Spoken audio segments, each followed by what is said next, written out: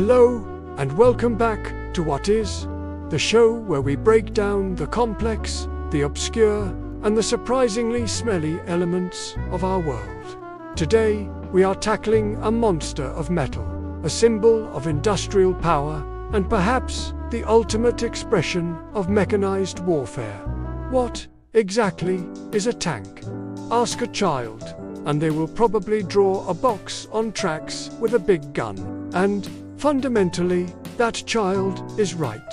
A tank is defined by three unyielding pillars: mobility, firepower, and protection. It's a tracked, armored fighting vehicle designed to operate on the front lines, destroy hard targets, and survive the kind of punishment that would turn infantry into paste. But the real answer to what is a tank is less about its specifications and more about the problem it was invented to solve. Because the tank wasn't born from an urgent desire to put a cannon on a tractor. It was born from pure, absolute desperation. To understand the tank, you must first understand the nightmare of 1914. World War I had turned fluid motion into agonizing stasis. The machine gun had arrived, a brutal, efficient reaper, forcing armies underground into elaborate, muddy, barbed wire-infested ditches called trenches. The field of battle became a meat grinder. Cavalry was useless. Infantry assaults resulted in casualty lists that read like phone books. Nobody could advance. You had a stalemate that stretched across Europe, a deadlock where the only winner was mud and rats. The problem wasn't the enemy. The problem was the ground. You needed something that could ignore machine gun fire, traverse shell craters the size of small swimming pools, and, most importantly, roll right over the trenches. The solution came from two places: the traction engine, providing the power, and the American Caterpillar tractor, providing the continuous track design. British engineers began working in absolute secrecy in 1915 on what was essentially an armoured box on those tracks. The British Admiralty, under a certain First Lord named Winston Churchill, initially backed the project, viewing it as a landship. But how do you sneak a 10-foot-high, 20-ton war machine past German spies? You certainly can't call it a secret weapon project. So, they got creative. The official cover story was brilliant in its simplicity. These large, steel boxes being shipped around the English countryside were designated as mobile water carriers for the troops in Egypt. The internal memorandums referred to them as water tanks, containers for liquid fuel. When the Mark I prototype rolled out in 1916, the name stuck, and thus, the mighty, fearsome, revolutionary vehicle we know today was given perhaps the most bland and innocuous name in military history: the tank. A water container. The Mark I, unleashed at the Battle of the Somme in September 1916, was terrifyingly effective at its one job: scaring people. Mechanically, however, it was a disaster. Inside the steel hull, temperatures could hit 120 degrees Fahrenheit. The crew inhaled gun smoke, gasoline fumes, and enough carbon monoxide to earn them a permanent headache. It was slow, a blistering 3 miles per hour, and suffered high mechanical failure rates. Of the 49 tanks sent to the Somme, only 9 were fit to fight by the end of the first day. But the concept was proven. The psychological paralysis they caused in German troops was immense. The battlefield had been cracked open.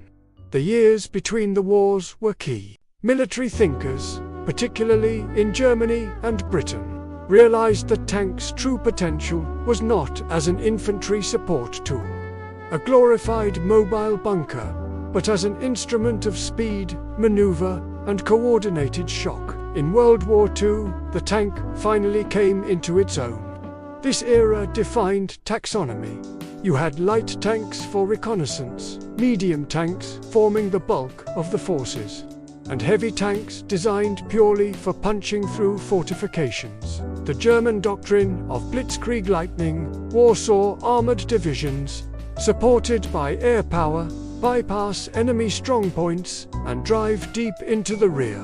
The tank, finally free of the trenches, was a decisive offensive weapon. Think the German Panzer IV, or the American M4 Sherman, or the fearsome Soviet T-34. The arms race escalated violently. The only way to stop a tank quickly was to build a better, bigger one. The German Tiger I, a rolling fortress bristling with a high-velocity 88mm gun, drove Allied designers to distraction. They had to choose between speed and armor, or firepower and reliability. The war ended with tanks being powerful but specialized. But this was inefficient. The Cold War demanded simplification. In the post-World War II world, the concept of the main battle tank, or MBT, emerged. This was the ultimate realization of the original goal. One vehicle that did it all. It had to be fast enough to maneuver, tough enough to withstand most anti-tank fire, and carry a gun capable of destroying any other tank on the field. Modern MBTs, the American M1 Abrams, the British Challenger 2, the German Leopard 2, are engineering marvels. They are less like simple vehicles and more like networked, mobile computers. Their armor is no longer just thick steel.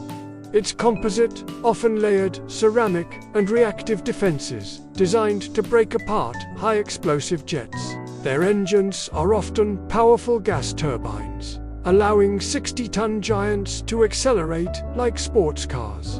And the gun isn't fired by eye.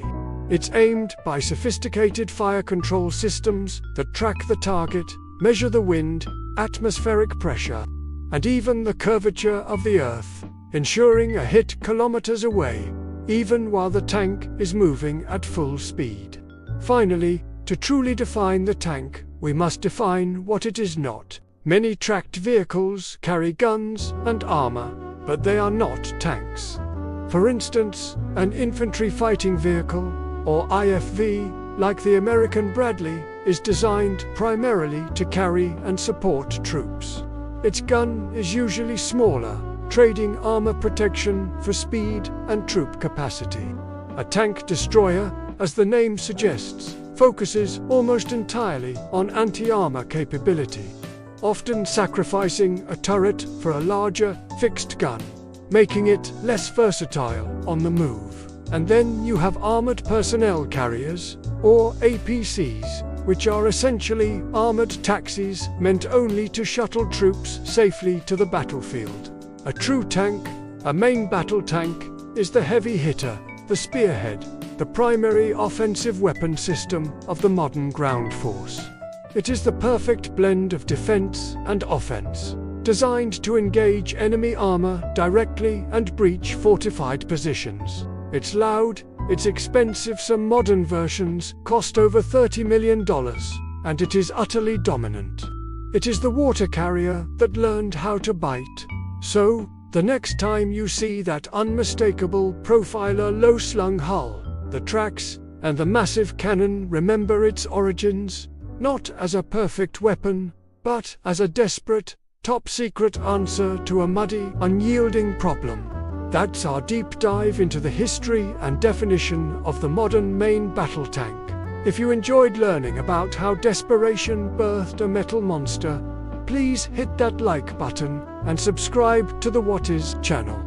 We publish new historical breakdowns and fascinating definitions every day. Let us know in the comments below, what other military technology should we break down next? Thanks for watching, and we'll see you in the next video.